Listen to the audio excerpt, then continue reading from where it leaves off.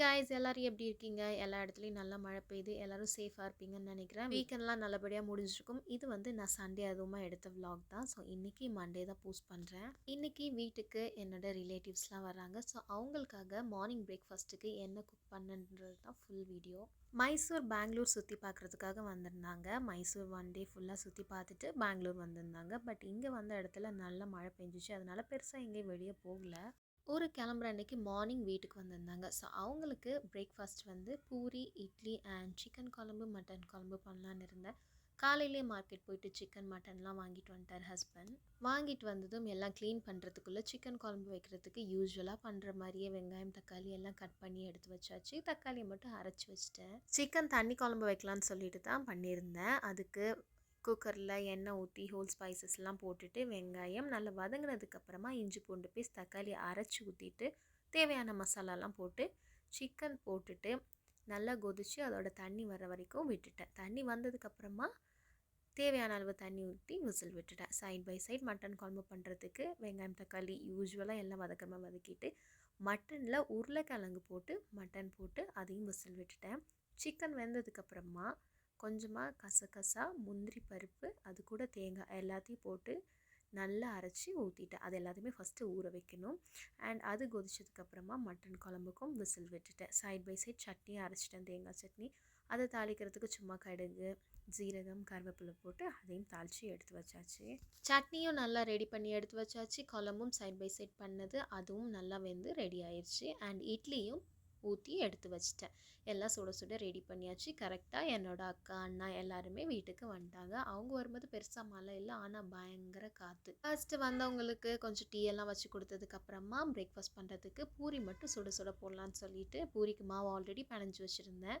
பூரி மட்டும் நல்லா சூப்பராக சுட சுட போட்டாச்சு. பூரி நல்லா வந்துருந்துச்சு. இது லாஸ்ட்டாக போட்டதுக்கப்புறம் லாஸ்ட்டாக தான் வீடியோ எடுத்தேன். ஸோ அதுதான் எண்ணெய் இந்த கலரில் இருக்குது.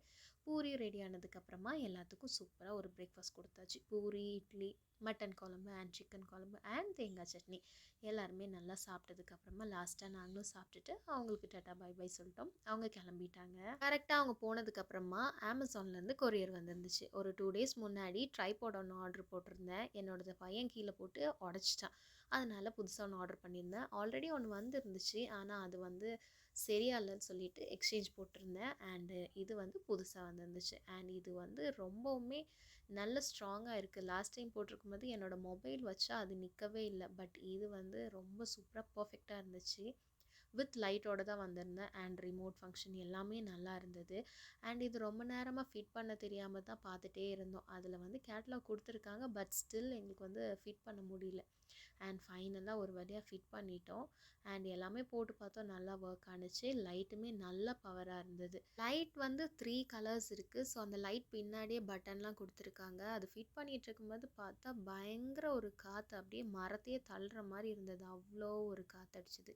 என் ஹஸ்பண்ட் தான் அது வந்து ஃபிட் பண்ணார். பட் அவருமே அதை பார்த்து அது எப்படி ஃபிட் பண்ணுறதுனே தெரியாமல் ரொம்ப நேரம் பார்த்துட்டு இருந்தார். அண்ட் ஃபைனலாக ஒரு வழியாக அதை பார்த்து அவருமே ஃபிட் பண்ணிட்டார். அவர் ஆஃபீஸ் கிளம்ப வேண்டியதாக இருந்தது. அதனால கடகடன்னு எல்லாம் ஃபிட் பண்ணிவிட்டு எல்லாம் ரெடி பண்ணி கொடுத்துட்டு அவர் ஆஃபீஸ் போயிட்டார். ஆனால் இதை வச்சு என் பையன்கிட்டேருந்து இந்த லைட் எப்படி காப்பாற்றுறதுன்னு தான் எனக்கு தெரியல. கேமரா எடுக்கும்போது பக்கத்துலேயே இருப்பார். ஈரல் கொஞ்சம் தனியாக வாங்கியிருந்தார். அது அவங்க போனதுக்கப்புறமா என் ஹஸ்பண்டுக்கு மட்டும் காரம் இல்லாமல் பண்ணுறதுக்காக ஃபஸ்ட்டே வேக வச்சுருந்தேன்.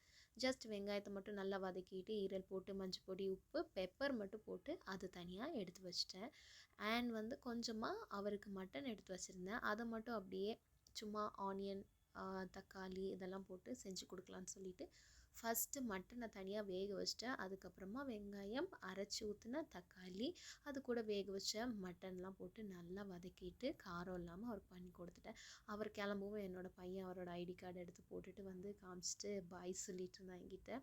அண்ட் மட்டன் குழம்பு ரெடி ஆனதுக்கப்புறம் நல்லா சுட சுட மதியம் அந்த மழைக்கு அதுக்கும் நல்லா சாப்பிட்டு ஆஃபீஸ் கிளம்பி போயிட்டார். ஸோ இதுதான் என்னோடய சண்டே ரொட்டீன். And bye.